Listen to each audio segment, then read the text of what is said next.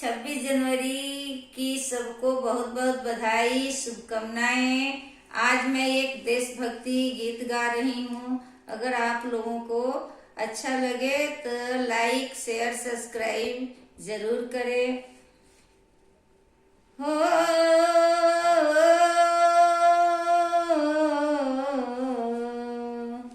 धरती के रूपवा के,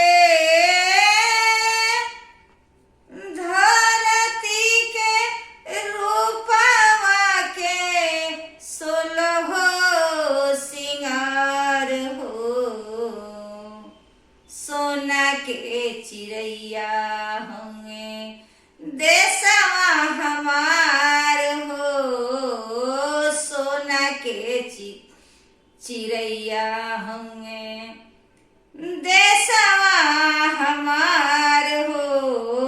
सोना के चिड़ैया होंगे कन्याकुमारी रुनझुन हो। कन्याकुमारी रुनझुन पावे पैजनिया। कन्याकुमारी रुनझुन पावे पैजनिया। बीके सूट फूल बाजो बंद कर धनिया। मुकुट हिमालय कश्मीर हो। मुकुट हिमालय कश्मीर बिंदिया लीलारे हो। सोना के चिड़ैया होंगे देशवा हमार हो। सोना के चिड़ैया होंगे देशवा हमार हो। सोना के चिड़ैया होंगे लहंगा पर लहरे, लहंगा पर लहरेला समुद्र लहरिया। लहंगा पर लहरेला समुद्र लहरिया। नदिया के चोला पहिरले गुजरिया। गर्दन में शोभे निर्मल हो। गर्दन में शोभे निर्मल गंगा जी के धार हो।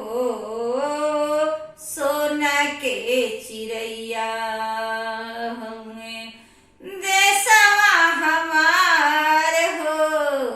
सोना के चिड़ैया होंगे देशवा हमार हो।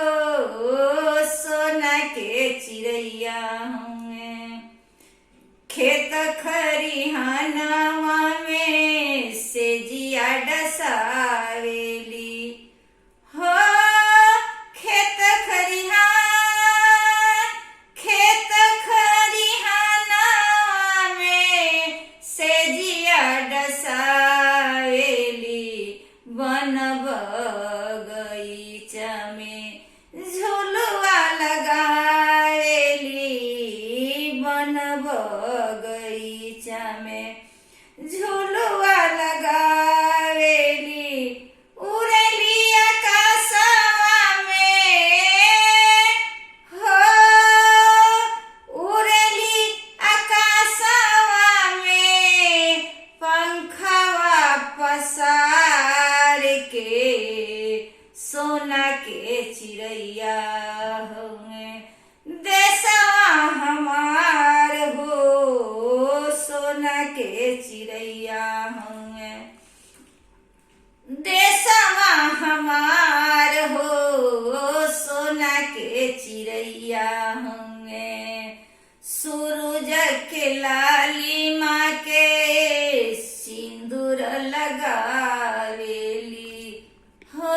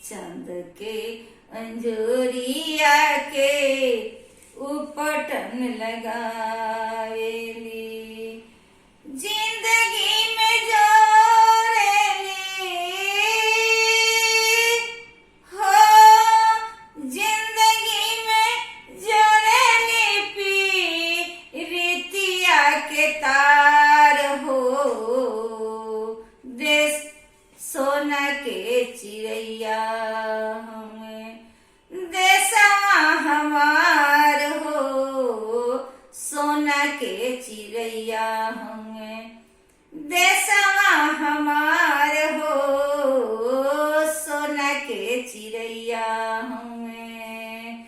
देशवा हमार हो धरती के